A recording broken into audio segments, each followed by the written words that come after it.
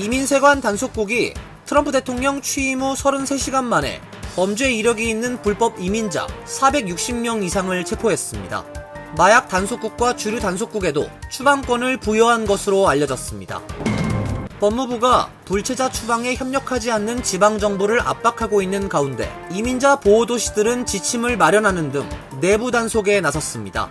단속의 타깃으로 알려진 시카고의 경우 도심 상권에 사람들의 발길이 끊겨 유령 도시가 됐다는 보도도 나왔습니다. 로스앤젤레스 인근 지역에서 또다시 대형 산불이 발생했습니다. 건조한 날씨에 강풍이 불면서 빠른 속도로 확산하고 있어 주민 3만여 명에게 대피 명령이 내려졌습니다. 뉴욕주 정부가 은행의 과도한 초과 인출 수수료를 규제하고 나섰습니다. $20 미만 금액에 대한 수수료 부과를 차단하고 3번 이상 중복 부과도 금지했습니다. 40세 이상 여성이 코로나19 바이러스의 장기 후유증인 롱코비드에 걸릴 위험이 같은 나이대 남성보다 40% 이상 높다는 연구 결과가 나왔습니다. 이상은 오늘의 주요 뉴스입니다. 시청자 여러분 안녕하십니까? KBN 뉴스입니다. ICE가 트럼프 대통령 취임 후 33시간 만에 범죄 이력이 있는 불법 이민자 460명 이상을 체포했습니다. 트럼프 대통령은 마약 단속국과 주류 단속국에도 추방권을 부여한 것으로 알려졌습니다. 폭스뉴스에 따르면 이민세관 단속국은 지난 21일 0시부터 22일 오전 9시까지 33시간 동안 단속, 추방 작전을 통해 성폭행, 강도, 절도, 마약범죄, 무기범죄, 가정폭력 등의 범죄 전력이 있는 외국인 460여 명을 체포했습니다. 이들은 일리노이, 유타, 캘리포니아, 미네소타, 뉴욕, 플로리다, 메릴랜드 등 미국 전역에서 체포됐습니다. ICE는 체포된 이들이 구금 해제되면 통보해달란 요청서를 420건 이상 발행한 것으로 전해졌습니다. 한편 트럼프 대통령은 마약 단속국 등 이민자 관리가 주 업무가 아닌 연방정부 요원들에게도 불법 체류자 추방권을 부여했습니다. 월스트리트 저널은 벤저민 허프먼 국토안보부 장관 대행이 국토안보부 직원들에게 보낸 메모를 입수해 이같이 보도했습니다.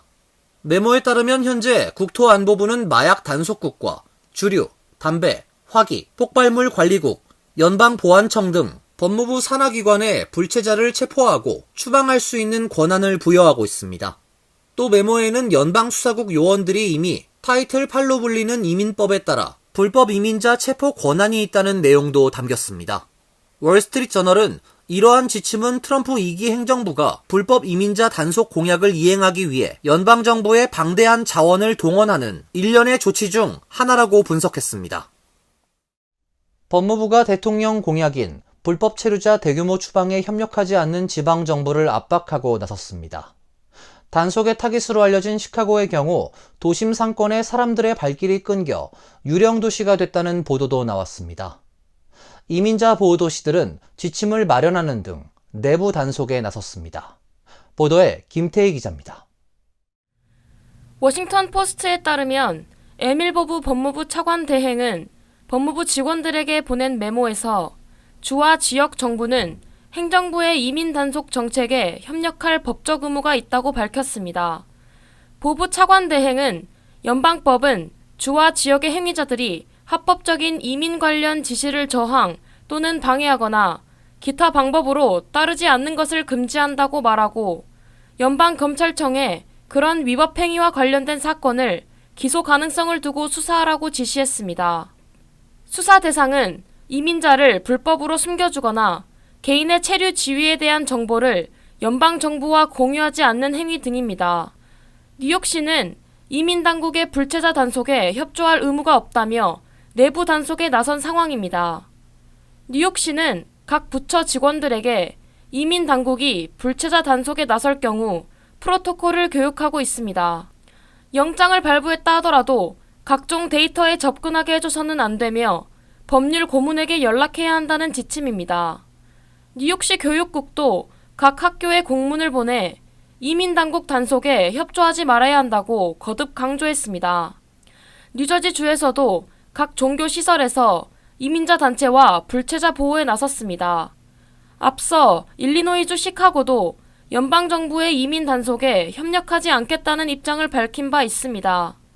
한편 폭스뉴스는 시카고에서 가장 번화한 상업지역 중 하나인 리틀빌리지 지역이 사람들의 발길이 끊겨 유령 도시로 변했다고 보도했습니다.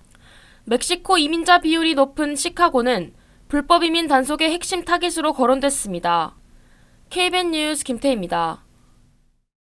국방부가 남부 국경 차단을 위해 병력 1,500명을 파견한다고 밝혔습니다. 하지만 실제로는 최대 10,000명의 병력을 남부 국경 지역에 배치하는 것을 검토하고 있는 것으로 알려지고 있습니다. 로버트 살레세스 국방부 장관 대행은 어제 성명에서 국방부가 남서부 국경에 1,500명의 병력을 파견한다고 밝혔습니다. 기존에 배치된 주 방위군과 예비군 등 2,500명에 더해 이곳 국경 지역에 육군 병력을 확충하겠다는 설명입니다. 워싱턴 포스트는 이와 관련해 행정부 당국자들을 인용해 군이 많게는 10,000명의 병력 배치를 계획하고 있다고 보도했습니다. 이들 당국자는 국방부가 발표한 배치는 초기 단계이고 더 많은 조치가 뒤따를 것이라며 배치 병력이 10,000명까지로 늘 수 있다고 밝혔습니다. 군 고위 관계자는 국경 감시 강화를 위해 유인 항공기나 드론도 동원될 수 있다고 설명했습니다. 이와 함께 관세국경보호청은 공중보건과 관련한 사유를 들어 이민자의 입국을 차단하라는 지시를 일선에 내린 것으로 전해졌습니다. 워싱턴 포스트는 이날 배포된 문건에 국경 요원들에게 전염병이 존재하는 국가를 통과했다는 이유를 들어 이민자 입국을 차단하라는 지시 내용이 담겼다고 보도했습니다. 아울러 문건에는 이민세관 단속국이 구금자 수용 능력을 2배 확대하기 위한 준비에 나섰다는 내용도 담겼습니다. 이를 위해 ICE는 10,000개 병상을 갖춘 4개 시설을 개설하고 700에서 1,000명을 수용할 수 있는 소규모 시설을 만들 계획인 것으로 전해졌습니다. 연방의회가 절도나 주거 침입 등 경범죄를 저지른 불법 이민자의 구금을 확대하는 법안을 통과시켰습니다. 연방 하원은 어제 레이큰 라일리법을 찬성 263표, 반대 156표로 처리했습니다. 공화당 의원 전원과 민주당 의원 46명이 법안에 찬성했습니다. 하원에 앞서 상원이 먼저 법안을 통과시켰습니다. 이 법안은 지난해 2월 미국 조지아주에서 불법 이민자에게 살해된 여대생의 이름을 따 명명됐습니다. 당시 라일리를 살해한 베네수엘라 국적 불법 이민자 호세 이바라는 체포돼 기소됐으나 구금되진 않았습니다. 그는 종신형을 선고받았습니다. 도널드 트럼프 대통령은 법안이 백악관에 도착하는 대로 서명할 예정입니다.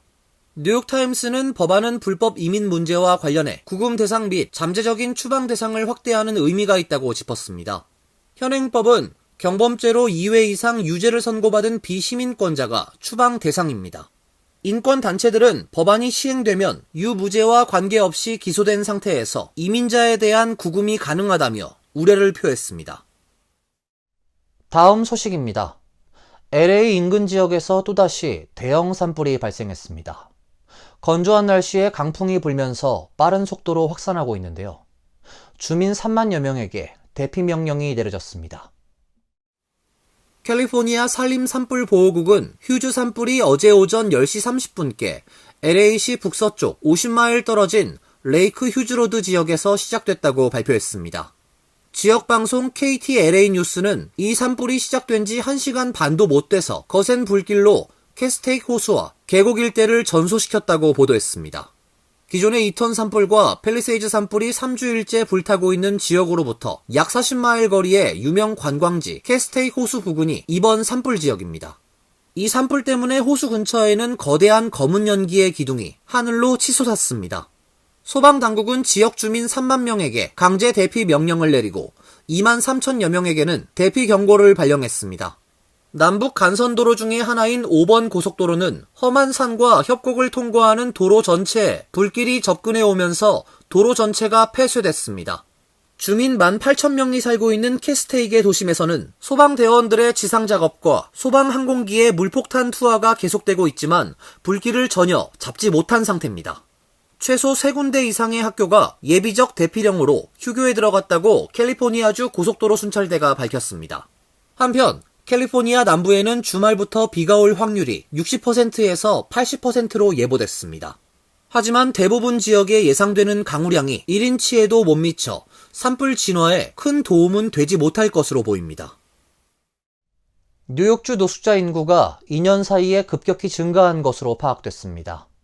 뉴욕주 감사원장은 최근 들어 길거리로 내몰리는 주민들이 크게 늘었다며 주 정부의 보다 적극적인 조치가 필요하다고 밝혔습니다. 토마스 디나폴리 뉴욕주 감사원장이 어제 발표한 보고서에 따르면 뉴욕주 노숙자 인구는 2022년 1월부터 2024년 1월까지 113% 증가해 15만 8,019명을 기록했습니다. 특히 아동 노숙자 수가 크게 증가해 전국 최고 수준이 됐습니다. 뉴욕주 아동 노숙자 수는 2022년 2만 299명에서 지난해 5만 773명으로 2배 이상으로 증가했으며 전체 노숙자 3명 중 1명은 18세 미만인 것으로 나타났습니다. 가족 단위의 노숙자의 경우 2022년 34,805명에서 지난해 99,457명으로 3배 가까이 증가했으며 2024년 기준 전체 노숙자의 60.4%를 차지했습니다. 노숙자 수가 크게 늘어난 원인은 2022년부터 뉴욕주로 유입된 망명 신청자 수가 급증했기 때문인 것으로 분석됐습니다. 지난해 뉴욕주에서 노숙을 경험한 이들 중 55%는 히스패닉, 37%는 흑인으로 조사됐습니다. 또 노숙자 중 10%는 심각한 정신질환 및 약물 중독을 앓고 있는 것으로 파악됐습니다. 뉴욕주 전체 노숙자 중 대부분인 93%는 뉴욕시에 있으며 롱아일랜드 나소와 서포 카운티, 용커스, 웨스트 체스터 카운티 등이 뒤를 이었습니다. 뉴욕주 정부가 은행의 과도한 초과 인출 수수료를 규제하고 나섰습니다. $20 미만의 금액에 대한 수수료 부과를 차단하고 3번 이상 중복 부과도 금지했습니다.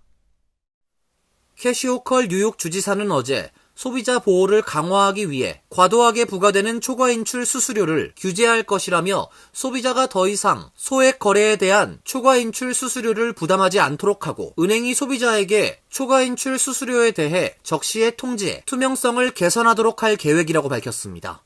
초과 인출은 은행 잔고보다 많은 금액을 결제할 때 은행이 부족분을 대신 내주고 이후 고객이 갚도록 하는 제도입니다.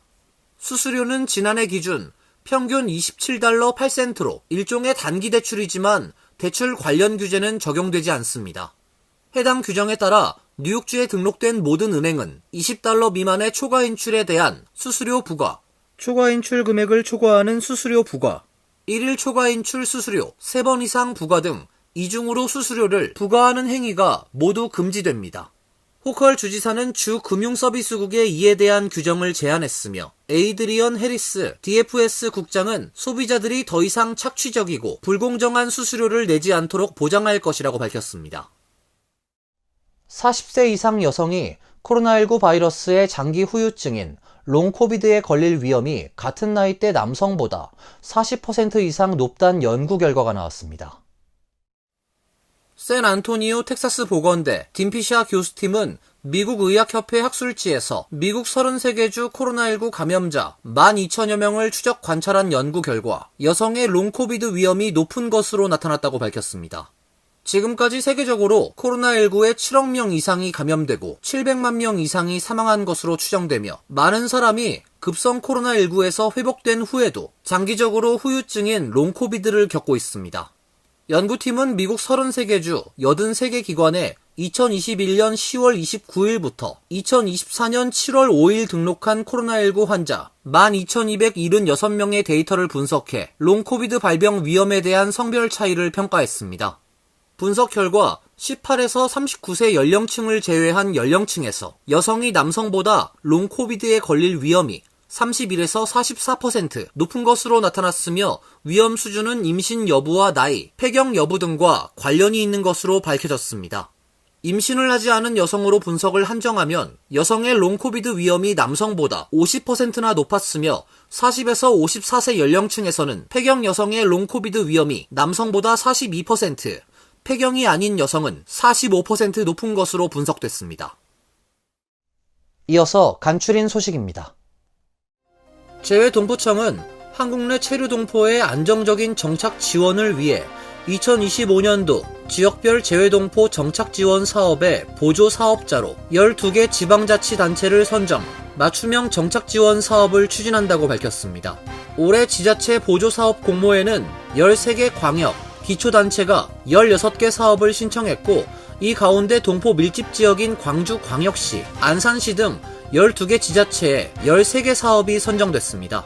사업 선정 기준으론 실질적인 지원 효과, 사회적, 정서적 적응 지원 여부, 국민이 체감할 수 있는 인식 개선, 경제적 자립 역량 지원 여부, 지역별 형평성 등이 고려됐다고 동포청은 밝혔습니다. 최근 한국 내 체류 동포가 86만 명을 넘어 지속적으로 증가하고 있는 가운데 재외동포청이 지자체를 통해 국내 체류 동포를 지원하는 것은 동포청 출범 이후 처음입니다. 지난주 신규 실업수당 청구 건수가 22만 3천 건으로 전주 대비 6천 건 증가했다고 밝혔습니다. 지난 6주 중 가장 높은 수치이며 블룸버그 전망치인 22만 건보다 높은 수치입니다. 신규 실업수당 청구 건수는 소폭 늘어나는 데 그쳤지만 2주 이상 실업수당을 청구한 건수는 189만 9천 건을 기록해 전주 대비 4만 6천 건 증가했습니다. 2021년 11월 이후 3년 2개월 만에 최대치입니다. 블룸버그 통신은 실업자들이 일자리를 찾는데 더 오랜 시간이 걸린다는 것을 의미한다면서도 주간 수치는 변동성이 큰 편이기에 큰 의미를 부여하기는 아직 이르다고 평가했습니다. 남부 테네시주 내슈빌의 한 고교에서 총기 사건이 발생해 10대 2명이 사망했습니다. 경찰에 따르면 내슈빌 소재 앤티오크 고교 식당에서 한 학생이 다른 학생들에게 총기를 발사했습니다. 총격으로 여학생 1명이 사망했으며 다른 학생들은 부상을 입은 것으로 전해졌습니다. 경찰은 총기를 사용한 것이 17세 학생이며 총격을 멈춘 이후 스스로 목숨을 끊었다고 밝혔습니다. 이 학교에는 학교 담당 경찰관 2명이 배치돼 있었으나 현장에 도착했을 때는 상황이 종료된 이후였습니다. 백악관은 트럼프 대통령과 보좌진이 관련 뉴스를 주시하고 있다고 밝혔습니다. 내슈빌에선 약 2년 전 초등학교에서 총기 난사 사건이 발생해 어린이 3명을 포함한 6명이 사망한 바 있습니다. 뉴욕시가 혈액수급에 비상이 걸렸습니다. 뉴욕시 혈액센터에 따르면 연말연시 헌혈 인구가 감소하면서 모든 혈액형의 혈액 재고가 최대 사흘치 분량만 충당할 수 있는 실정입니다. 특히 -O형과 -B형의 경우 가장 우선적으로 수급이 필요한 상황입니다. 혈액센터에 따르면 뉴욕시 일원에는 하루 평균 2천여 명의 헌혈 기증자가 필요합니다. 센터 관계자는 한 사람의 헌혈로 다수의 목숨을 구할 수 있다며 뉴욕 시민들의 헌혈 동참을 당부했습니다. 헌혈은 17세부터 75세 사이 신체 건강한 남녀 누구나 가능하며 몸무게가 최소 110파운드를 넘어야 합니다. 헌혈 기증센터는 웹사이트에서 확인한 뒤 방문하면 됩니다. 환율과 증권 소식입니다.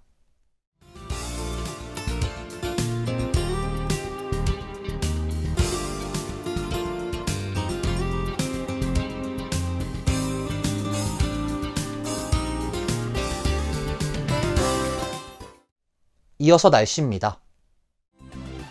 내일도 맑고 화창한 날씨가 예보돼 있습니다. 낮 최고 기온 34도, 섭씨 1도, 밤 최저 기온 21도, 섭씨 영하 6도로 예상됩니다.